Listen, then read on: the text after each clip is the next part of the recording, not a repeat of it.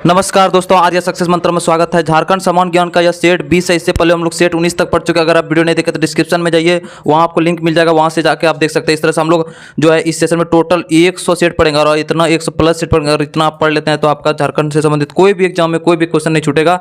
और प्रत्येक सेट में जो है टॉप 20 क्वेश्चन रहते हैं, जो कि क्वेश्चन जो है एग्जाम पैटर्न पर बेस्ड है। और प्रत्येक सेट जो है MCQ टाइप का, यानी मल्टीपल चॉइस क्वेश्चन, यानी कि 4 ऑप्शन दिया रहेगा, कोई एक ऑप्शन सही रहेगा। ठीक, यह जो सेशन चल रहा है यह झारखंड CGL, झारखंड दरोगा, झारखंड पुलिस उत्पाद सिपाही, लैब असिस्टेंट और भी आगामी जितने भी झारखंड से संबंधित एग्जाम है, सभी एग्जाम के लिए बहुत ही महत्वपूर्ण है। इसलिए आप हर एक वीडियो को जरूर एक बार देखिए। चलिए सेशन को शुरू करते हैं। पहला प्रश्न लेते हैं।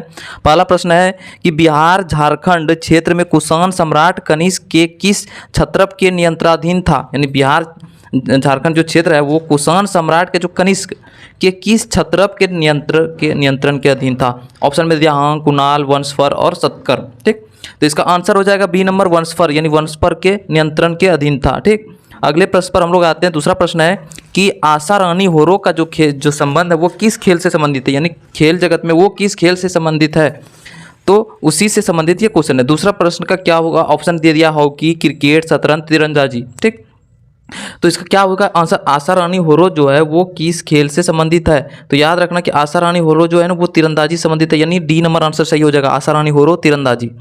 तीसरे प्रश्न पर आते हैं। ईस्ट इंडिया कंपनी को झारखंड में प्रवेश करने में प्रायः कितने दशकों का समय लग गया था?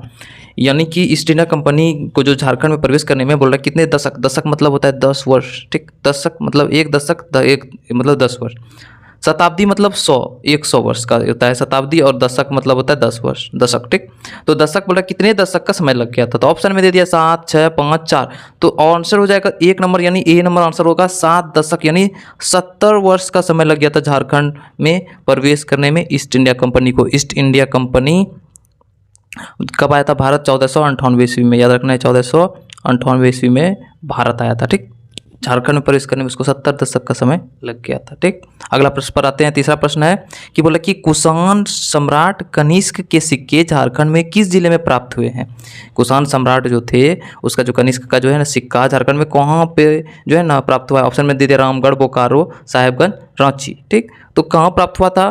तो रांची में। याद रखना है डी नंबर आंसर सही हो जाएगा, रांची में प्राप्त हुआ था कुषाण के सिक्के। 5वां नंबर प्रश्न है कि विक्रम सिंह के द्वितीय पुत्र द्वारा स्थापित खरसावां का अंग्रेजों के साथ विधिवत संबंध किस वर्ष स्थापित हुआ था?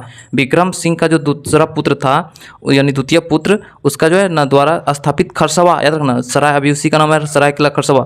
तो खरसावां पर अंग्रेज का विधिवत संबंध किस वर्ष यानी स्थापित हुआ? ऑप्शन में दे 1765, 1778, 1912 और 1914। ठीक, तो इसका क्या हो जाएगा आंसर? तो इसका आंसर हो जाएगा 1912 ईस्वी में, यानी सी नंबर आंसर सही हो जाएगा। 1912 ईस्वी में विधिवत रूप से संबंध स्थापित हुआ था खरसावां का अंग्रेजों के साथ। ठीक, छठा प्रश्न पर आते हैं कि छोटा नागपुर काश्तकारी अधिनियम कब पारित हुआ? बहुत ही इंपॉर्टेंट प्रश्न है ये। छोटा नागपुर काश्तकारी अधिनियम कब पारित हुआ था? तो ऑप्शन में दे दिया 1910, 1908, 1912, 1911, 1914। ठीक, तो ए नंबर इसका आंसर सही हो जाएगा। 1908 में कब हुआ था? इसका एग्जैक्ट डेट याद रखना है 11 नवंबर 1908 ईस्वी को। ठीक, 11 नवंबर 1908 ईस्वी को जो है यानी छोटा नागपुर काश्तकारी अधिनियम पारित हुआ था। अगले प्रश्न पर आते हैं। 7वां प्रश्न है कि बोले कि 1778 ईस्वी में झारखंड में प्रशासन हेतु वृहद योजना किसने प्रदान की? ऑप्शन दे दिया है Wilkinson, John Dalton, Robert brown और कनिंघम। ठीक, तो 7वां नंबर का क्या हो जाएगा आंसर? तो रॉबर्ट ब्राउन ने, सी नंबर आंसर सही होगा कि रॉबर्ट ब्राउन ने ही क्या किया था? प्रशासन हेतु वृहद योजना प्रदान किया था। 8वां प्रश्न पर हम लोग आते हैं कि तिलका मांझी को अंग्रेजों द्वारा किस वर्ष धोखे से पकड़ा गया था? याद रखना कि धोखे से पकड़ा था तिलका मांझी को अंग्रेजों के द्वारा। ठीक, तो कौन सा वर्ष में? ऑप्शन देते 1778, 1781, 1783, 1785। तो धोखे से जो तिलका मांझी को पकड़ा गया था 1785 में, डी नंबर आंसर सही हो जाएगा। 9वां प्रश्न पर हम लोग आते हैं कि किसके शासनकाल में सिंह राज की कुल देवी पौरी देवी का प्राण प्रतिष्ठा की गई थी? ठीक, प्रतिस्थापित की गई थी। तो 9वां नंबर ऑप्शन दे दिया अच्युत सिंह, नरसिंह देव, अर्जुन सिंह, कुणाल सिंह। तो क्या होगा इसका स्थापना? तो यानी बोल रहा है कि 9 नंबर जो बोल रहा है क्वेश्चन को अच्छे से समझना कि किसके शासनकाल में बोल रहा है कि सिंह राज की कुल देवी पौरी देवी को प्राण प्रतिष्ठा की गई थी। तो अच्युत सिंह, यानी ए नंबर आंसर सही होगा, ए नंबर आंसर सही है। ठीक, अगले प्रश्न पर आते हैं। 10वां प्रश्न है कि तिलका मांझी को किस वर्ष फांसी दी गई थी? यानी तिलका मांझी को जो धोखे से अंग्रेजों ने पकड़ा था कब फांसी दिया गया था? ऑप्शन में 1783, 1781, 1785, 1787। तो 1785 में ही पकड़ा था इसको, उसी समय फांसी भी दे दिया गया था, यानी सी नंबर आंसर सही हो जाएगा। 11वां प्रश्न पर हम लोग आते हैं कि पतरातू ताप विद्युत गिरी झारखंड के किस जिले में स्थित है? ऑप्शन में दे दिया रामगढ़, देवघर, हजारीबाग, दुमका। तो पतरातू ताप विद्युत गृह जो है वो रामगढ़ में है, यानी ए नंबर आंसर सही हो जाएगा। ए नंबर आंसर सही, रामगढ़ में स्थित है। 12वां प्रश्न पर हम लोग आते हैं। 12वां प्रश्न बोला कि तिलका मांझी को किस वृक्ष पर लटकाकर फांसी दी गई थी? यानी कि इसको धोखे से जब पकड़ा गया था 1785 ईस्वी में तिलका मांझी को, तो इसको कौन सा वृक्ष पर फांसी दी गई थी? कहाँ दिया गया था? तो वर्तमान में वो भागलपुर में तिलका मांझी चौक इसी के नाम पे है, यहीं पे दिया गया था। तो बोला वो वृक्ष कौन सा था? ऑप्शन में दे दिया शीशम, साल, आम, बरगद। तो डी नंबर आंसर सही होगा, बरगद के वृक्ष पर लटकाकर फांसी दी गई थी। 13वां प्रश्न पर आते हैं। भारतीय स्वाधीनता संग्राम में झारखंड के पहले विद्रोही शहीद कौन थे? ठीक, तो ऑप्शन में दिया तिलका मांझी, बुद्धू भगत, जतरा उरांव और बिरसा मुंडा। तो भारतीय स्वाधीनता संग्राम में पहले विद्रोही शहीद, ध्यान देना विद्रोही शहीद बोला, यानी ए नंबर आंसर सही होगा। तिलका मांझी यानी ए नंबर आंसर सही हो जाएगा। ठीक, अगले प्रश्न पर हम लोग आते हैं। अगला प्रश्न है कि काली मिट्टी किस तरह के शैलों से बनती है? काली मिट्टी जो है वो किस तरह के शैलों से बनती है? ऑप्शन में नीस, ग्रेनाइट, बेसॉल्ट, ए और बी दोनों। तो इसका क्या होगा आंसर? सी नंबर बेसॉल्ट से बनती है, यानी सी नंबर आंसर सही हो जाएगा।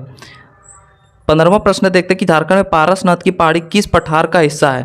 पारसनाथ की जो पहाड़ी है, जो कि पारसनाथ की पहाड़ी की सर्वोच्च ऊंचाई, यानी झारखंड की सर्वोच्च ऊंचाई है 1365 मीटर ऊंचाई है। ठीक, तो ये पारस, लेकिन यहाँ पूछा जाए पारसनाथ की पहाड़ी किस पठार का हिस्सा है? ऑप्शन में हजारीबाग का पठार, गिरिडीह का पठार, रांची का पठार, सिंहभूम का पठार। तो पारसनाथ की पहाड़ी गिरिडीह में और गिरिडीह का पठार ही इसका आंसर होगा, यानी बी नंबर आंसर सही हो जाएगा।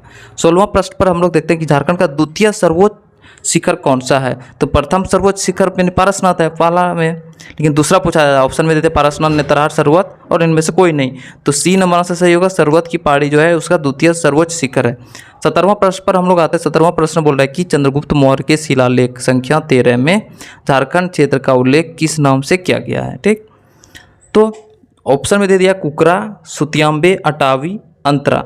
तो यानी सात, याद रखना 13वां उल्लेख में जो झारखंड का जो उल्लेख किया गया है, झारखंड क्षेत्र का 13वां शिलालेख में चंद्रगुप्त मौर्य के काल में, तो वो अटावी नाम से, यानी सी नंबर आंसर सही होगा, अटावी नाम से उल्लेख किया गया है। 18वां प्रश्न पर हम लोग आते हैं कि उरांव जनजाति में धार्मिक कार्यों को कौन संपन्न करता है? ऑप्शन में दे दिया प्रमाणिक, गुड़ाइत, पाहन, मुग्धम। ठीक, तो उरांव जनजाति में याद रखना है कि धार्मिक कार्यों को जो पूरा करता है वो पाहन करता है, यानी सी नंबर आंसर सही हो जाएगा। 19वां प्रश्न पर हम लोग आते हैं कि पाहन गांव बनाता है एवं महतो गांव चलाता है। याद रखना, पाहन गांव बनाता है और महतो गांव चलाता है। यह परंपरा किस जनजाति में देखी जाती है? ऑप्शन में देख संथाल, हो, मुंडा, उरांव। तो क्या हो जाएगा इसका आंसर? उरांव हो जाएगा, याद रखना है ए नंबर आंसर सही हो जाएगा, उरांव। 20वां और अंतिम सेट, इस सेट का देखते प्रश्न कि मुंडा जनजाति के लोग अपनी भाषा को क्या कहते हैं? ऑप्शन में माल्टो, होडोजगर, खेमट, छपेली। तो मुंडा जनजाति के लोग अपने भाषा को जो है ना होडोजगर कहते हैं, यानी सी नंबर आंसर सही होगा। ये था टॉप 20 क्वेश्चन। आपको कैसा लगा? आपका अगर कोई क्वेरीज हो तो आप हमें ज़रूर लिखिए और ज़रूर आप मैसेज कीजिए ताकि आपका क्वेरीज मुझे पता चल सके।